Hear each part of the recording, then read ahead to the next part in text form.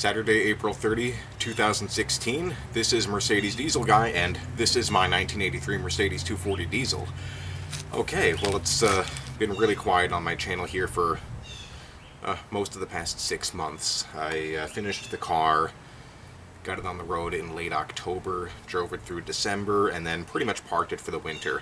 I've had it out a few times so far this year, not full-time yet.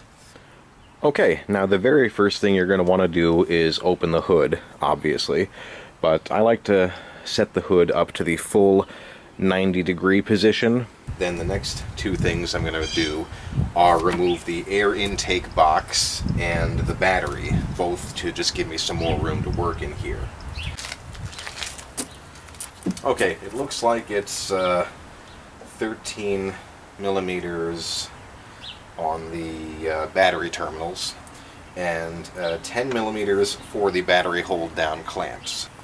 And now that I have the battery out of the way, I'm going to remove the airbox.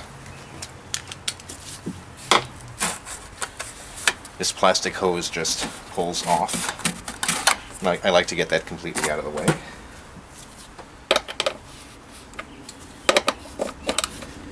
And assuming this is original, there's a 10 millimeter nut here on the top.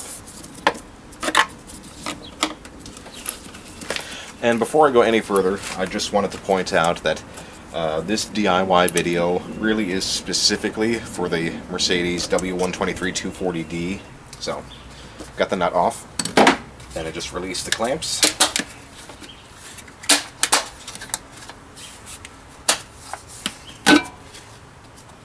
And pull out the air filter. And now there's 3 more nuts inside the airbox. So I'm going to remove those. Those should also be 10 millimeter.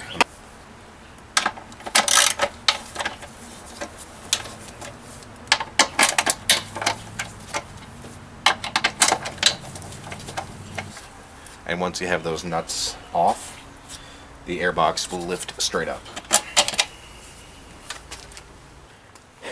Next, you're going to want to unbolt the exhaust manifold from the exhaust downpipe. Now you can see this here is one area where I patched. I actually had to patch the manifold in a few places. This seems to be holding up okay. What you see here is copper RTV. This is high temperature stuff. It is meant for exhaust manifolds. So this patch here wasn't the problem. But it just shows you that the manifold itself is not in great shape. So I'm going to unbolt this, and then I'll continue on from there. If you're doing this repair, chances are your intake and exhaust manifold have never been off the engine. Pretty good chance of that.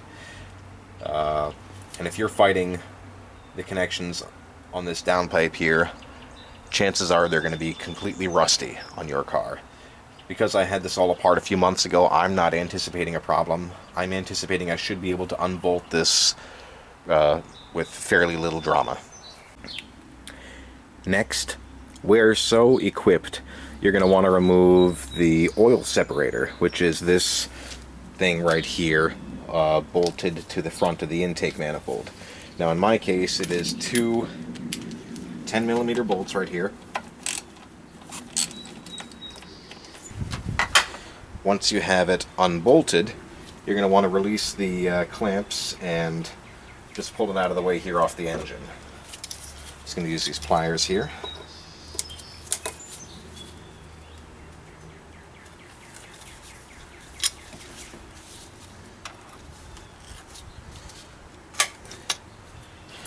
And once you have that unbolted and unclamped, the oil separator will just pull straight up from the drain tube.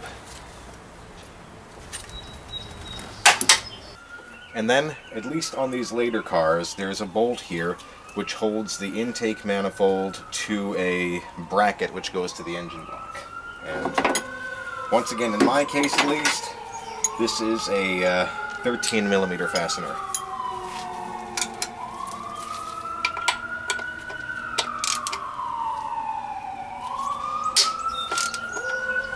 Next, we're so equipped, you just want to disconnect the vacuum line from the EGR valve. It is much easier to deal with any and all EGR stuff once you have the manifolds off the engine, because the intake and exhaust manifolds will pull off together as it is. Next, you unbolt the manifolds from the engine. Now, the intake and exhaust manifolds are kind of bolted on together, so you more or less remove all the nuts and just remove the whole assembly at this point.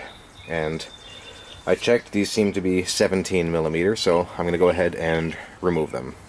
And you might need a variety of extensions to get in and around the manifolds. So I am going to remove all the nuts, and then I'll show you pulling the manifolds off.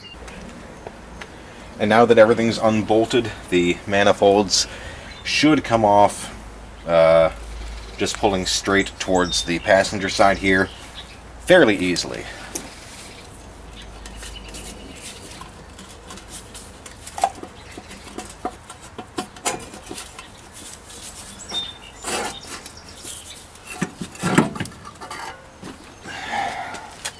And there you go. I'm going to take a look at that, clean things up a little bit, and then I'll be ready to reassemble with the replacement manifolds. And I'm really not going to show you that because it's just the reverse of this process. May as well cut the video off here. The only thing I'll tell you is I did look for a torque specification for the intake exhaust manifold nuts here. I absolutely couldn't find one, so chances are when I put this together back in the fall, I didn't have a torque specification. Thankfully I didn't have any leaking here at the manifold, but I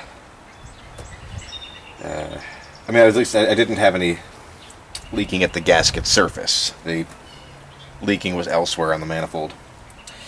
So I'm gonna get to this now, and like I said, I'm just gonna tell you, tighten these down, don't go nuts, better to err on the side of too loose because you can always tighten it up again a little bit later. Try to go evenly. I don't even want to recommend a specific amount because I just don't know offhand. So that's it for this video. Assembly is the reverse of disassembly. This is Mercedes Diesel Guy. Thanks for watching.